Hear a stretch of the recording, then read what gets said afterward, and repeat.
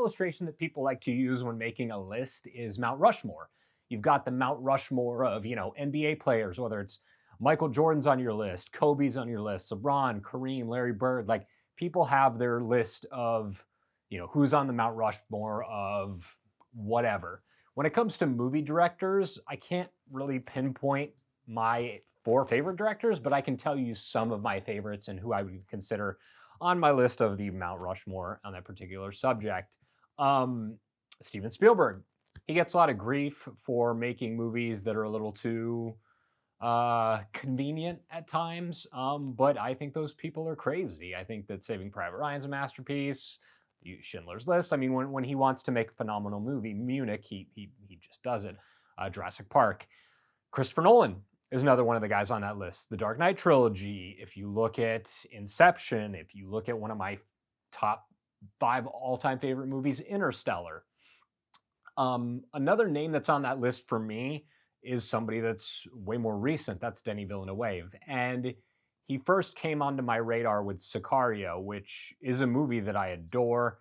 And it has this very like particular sense of style and look and feel and pace and tension that immediately stood out to me. All of those things, that's a movie that's extremely violent in parts, but it also just constantly kind of smolders instead of slow burns. So that's how Denis Villeneuve came onto my map. And then he really was solidified as one of my favorite directors when I went back and watched his 2013 film, the film I'm talking about today, that's Prisoners. So let's discuss.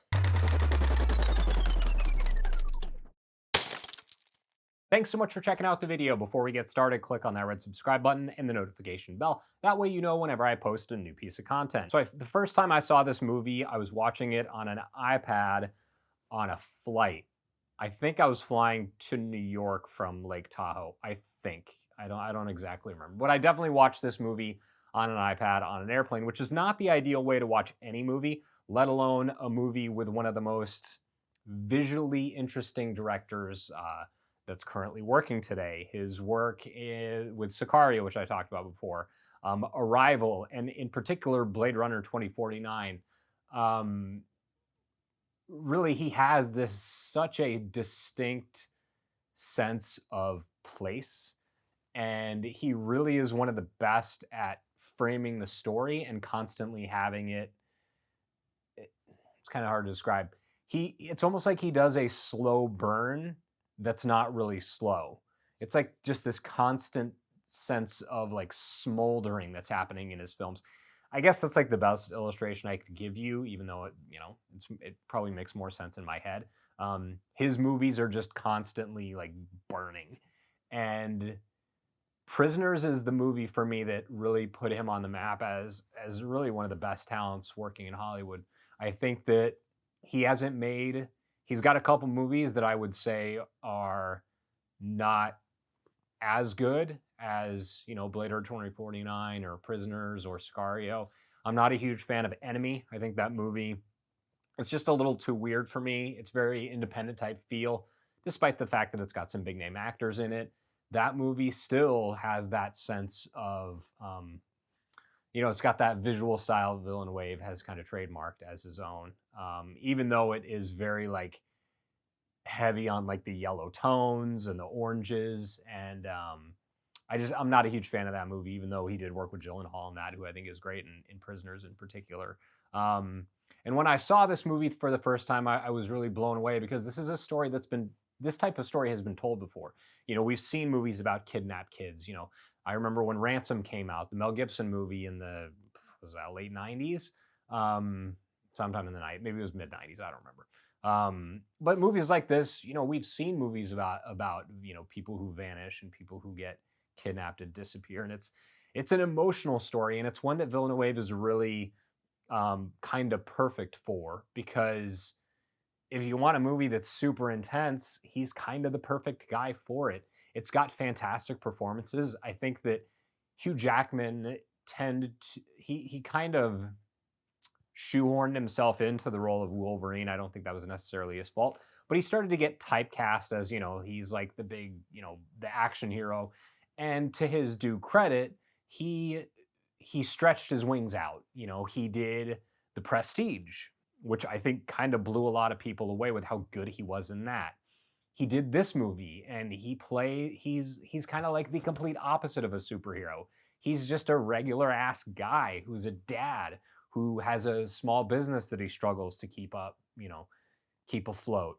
He's got a mortgage to pay. You know, he's kind of a bit of a survivalist, and you know, is doesn't really trust the government and wants to, you know, keep his family safe no matter what the cost. And he's just kind of a regular everyday guy. So I think that makes what his character arc is in this film particularly intriguing, as a father whose daughter is kidnapped, along with Terrence Howard, his daughter's kidnapped as well, and that's kind of the crux of the entire story.